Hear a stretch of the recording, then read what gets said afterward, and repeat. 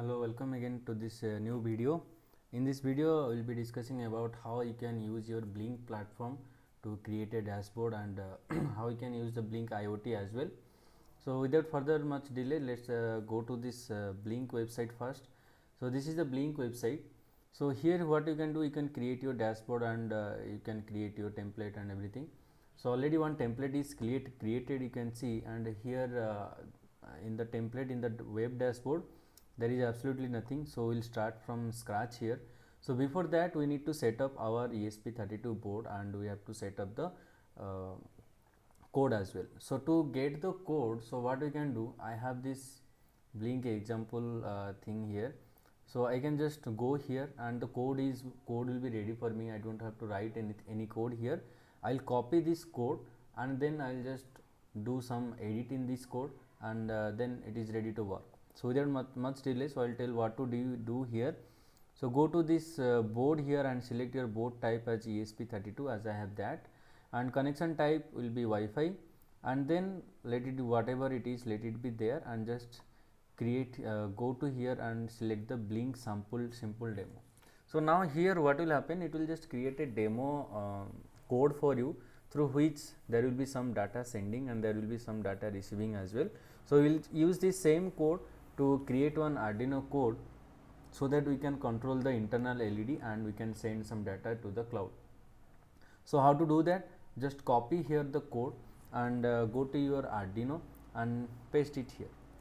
So what I have done, I have just copied the code and paste it over here. So after that some changes has to be made. So what are the changes? So you can see here this template ID, Blynk device name, and the authentication token is required. So where to get this? So just go to the Blynk website. So I'll type here my Blynk website. I'll go here. So in the previous video you can just check on there how you can create a template and all. So already I have created one template, so that I have used in the previous video, and here if you go to device info, and the device info you will get this template ID and everything else. So just copy this code, go to the Arduino again, and here just these things you need to replace. That's it. So now your device is ready to be connected. After that, here you need to edit the password of your name and password of your hotspot. So I'll just give it my name and password. So this is my default hotspot ID I create, and I use password as this default. Okay, now this password is given. After that, what is there? So here see what Blynk write. So from the Blynk website it will write one value to the virtual pin V0. So in the previous video you can see I have explained what is this, and here what it is doing, it is receiving one value. So that is int value is equal to param dot as integer. So here it is going to receive the value that we we use in the Blynk website. Basically we will be using a switch there which will show.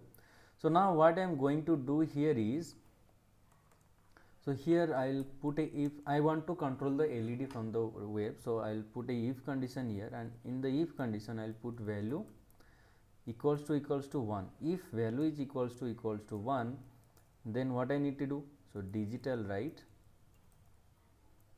So inbuilt pin LED is 2, so I will write 2 and high. So that's it. And then else we need to make it off. So else digital write 2 comma low. So that will switch up my LED. Now for this code to work, so what we need to do? So we need to define the pin mode, pin number 2 as the input mode. So for that, how to do? So if you go below this code, you will see void setup is there. So whatever is there, no need to change anything. Just add one thing here, pin mode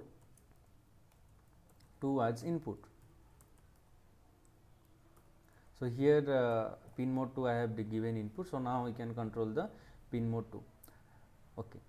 Now we will go again to the Blynk write. So okay, so this one is completed.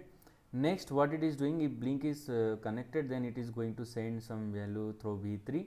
So basically default something, so to generate show some image and all. So we'll just delete that. This is not required for us. Okay, now here void timer event is written. So I'll just change this function, or else you can let it be like this event. So this is a user defined function. So if you want, you can use this, or else you can delete this. Next, what I will do, I will create one variable here x, and I am giving it random data. So in place of random data, you can use any sensor value here. So for the demonstration purpose, I am just generating a random number between 10. So here I am going to explain that how you can send multiple data. So first one will send to the virtual pin 1, the x value will be sent to virtual pin 1, and the value of x is randomly generated some data between 1 to 10. Okay. Next, I want to send one more data, so I will declare one more data y, let's say, that is equals to again random, and I will give this value as 10. So it is going to generate one random data, so whose value is between 1 to 100. Now next is just copy this code and paste it here. So here I will pass the value as y, and in place of v1 I will write v2. So it will send the value to v2 virtual pin. So next, again, let's say I have 3 sensors, so I can write z equals to random, and here I will generate a random number between 1000. So that's it. Now I will paste it again here, and here I will pass the variable as z, and here I will pass the variable as 3. Okay. Now the code is ready for me, means to upload. So no other change is required. So if you are using any sensor, so let's say ultrasonic sensor or gas sensor or DST11, so you just need to mention the pin mode here. As I am generating random number as my data, so I am not going to do that part. But if you are using sensor, just make sure that you declare the pin mode here as input if you are taking reading data. So now let us see, we will upload the code. It's asking to save first, so I have saved it. Now the code will be uploaded. So it is compiling, and this is the ESP32 I am going to use. Okay, so it is asking board is not selected properly, so board I will select first, ESP32. Okay, make sure the board is properly selected, and you select the port as well. So COM port 11 it is connected. So you need to know that how you can know the COM port where it is connected. So you can see multiple COM ports are seen here. So how do you know the COM port? Let me just go through that once. Okay. So to go to COM port, so what you have to do is just right click on your this PC and go to manage,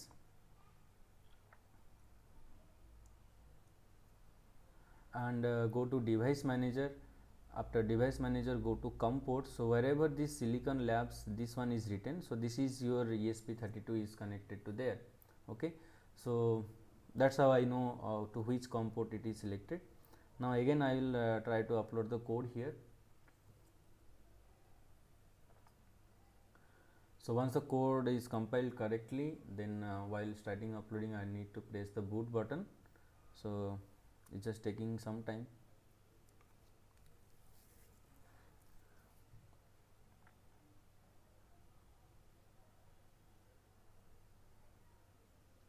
So now it is uploading. I will press the boot button, and it should start uploading. Okay, so now you can see it has started uploading the code.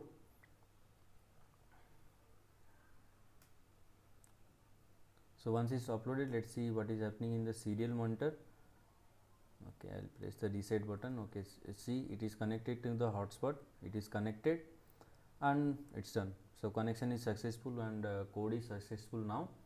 Now let us just close the camera, and we will go to the Blynk website and see there what to do in the Blynk website.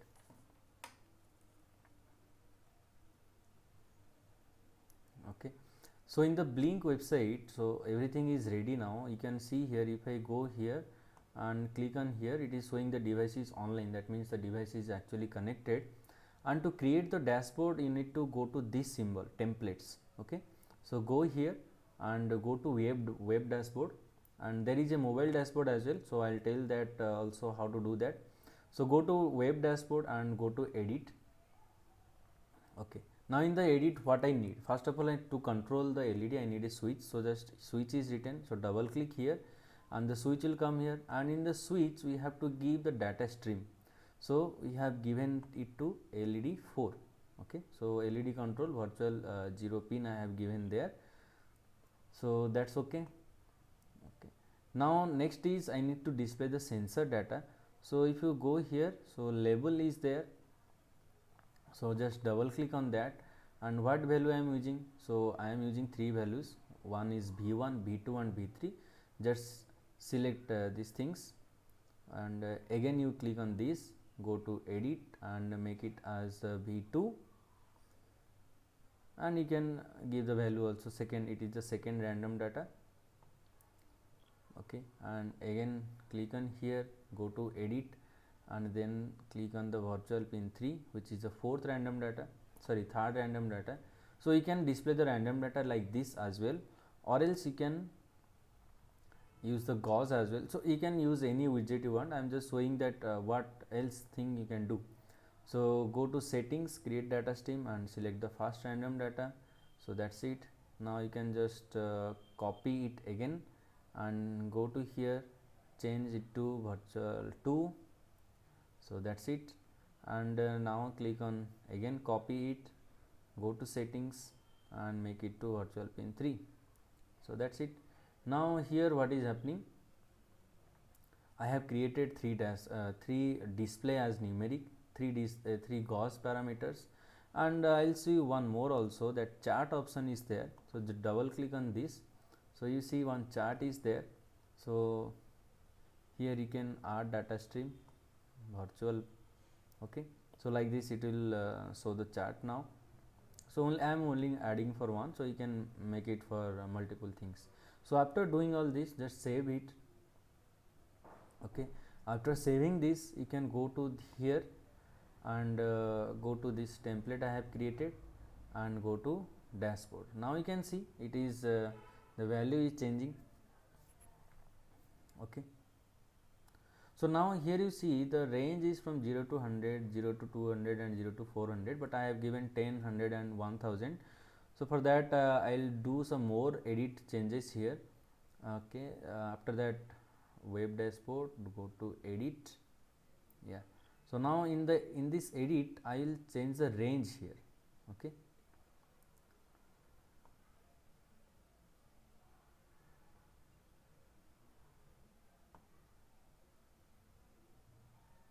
okay, once it is created cannot be changed. Let me see if I delete this and add one more gauge here.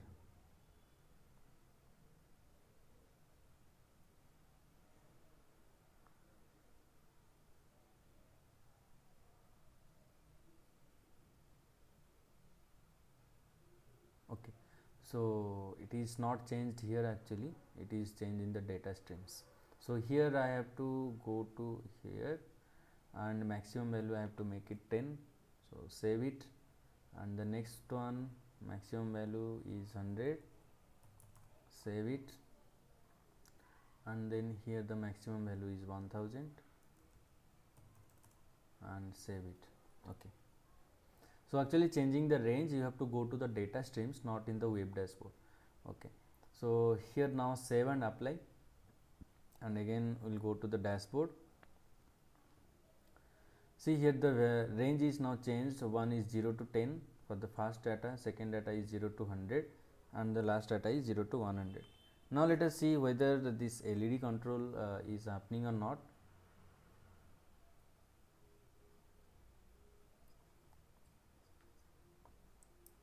So we'll see that. Let me switch on. Okay, so in the code there was a small mistake I did. So the mistake was that instead of writing pin mode 2 as in output, I have written input. So I have changed that code and changed that input to output, and again I have uploaded the code. Now see here when I am pressing on, so it is on. When I am pressing off, it is off. So like this you can create a easy dashboard for you, and you can control the LED. So no need to get any code, write any hardcore coding is not required. Just go to the example of the Blynk and then just download the copy the code and do the necessary changes, and for you the code is ready. Now let us see what is saying how to how you can design the mobile dashboard as well. So you see your mobile dashboard, it is asking to download the mobile application. So I have already downloaded the mobile application. So let us go to my mobile screen now, and there I will explain how to do that. So you need to download this Blynk IoT. Okay, so this Blynk IoT application you need to download. So once you download this application, you need to log in there. So with the same credentials that you have used in the Blynk website as well. So see, this template that I have created is already here. So I will click on this template now, and in the web dashboard you have to create one dashboard. So nothing is predefined here, so you have to set up a dashboard here. So in the set up a dashboard, so whatever things you have added there, you can add it here also. First is we need a button, or we need a switch. So I'll take this button.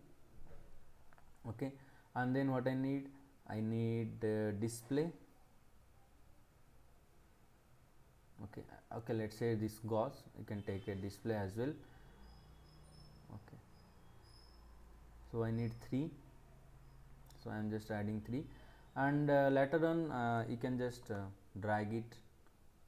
So I am trying to do it through the laptop, so it's not happening. So you can arrange it on your own.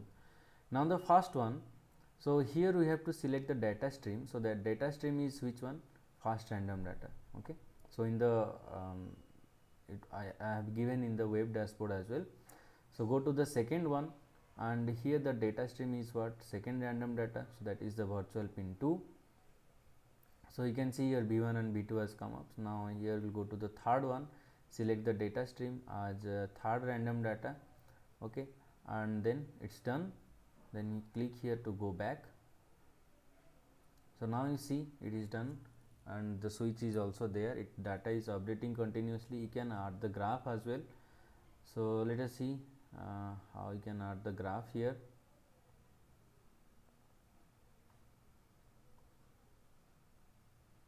Here you can display the value as well. Let me take one of that.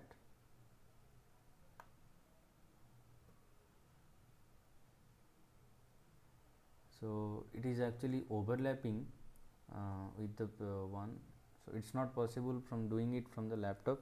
Let me go to my mobiles and I'll do it there. Okay, so in the mobile you can do the changes. I was trying to do with my laptop, so it was not possible. And then what we can do, we can go here and we can add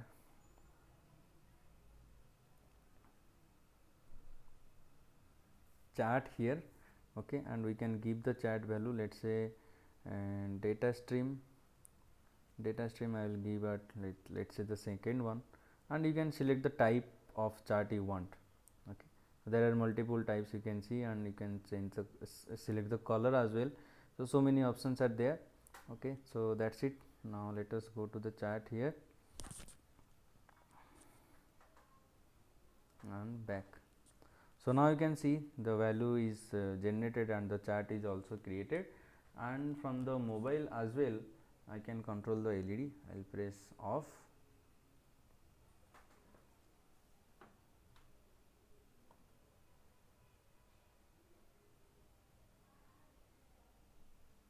Okay, in the button I have not given any data stream, so it's not taking. So you have to select the data stream, and that's the LED control, which is V0. Okay, so now I can control. So see here, on.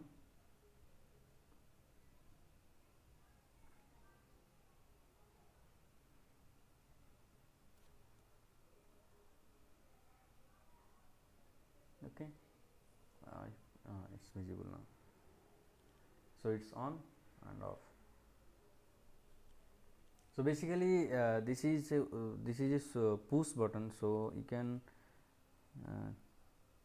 change to button as well. So switch, it is asking to upgrade here. You need a upgraded version for that to get the switch, but okay, we can do with the button as well. And that is one slider as well. So let us see what happens with the slider if I take that. We can check on, you can just check on every widgets available there. Okay, so now this slider, if I increase, no, it's slider, it doesn't work. So slider, high, low, 0.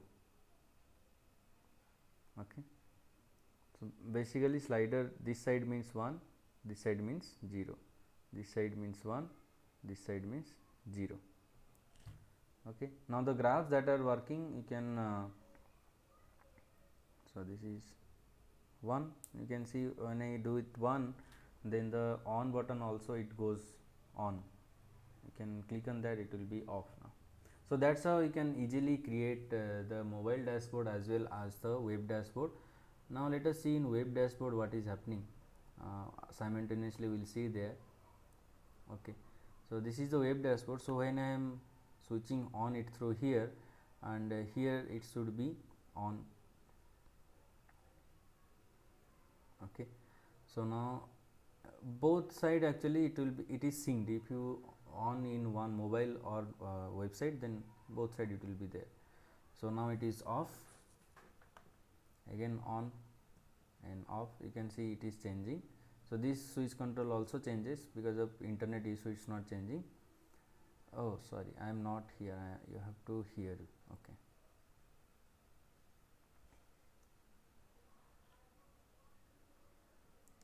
so you see now it is on.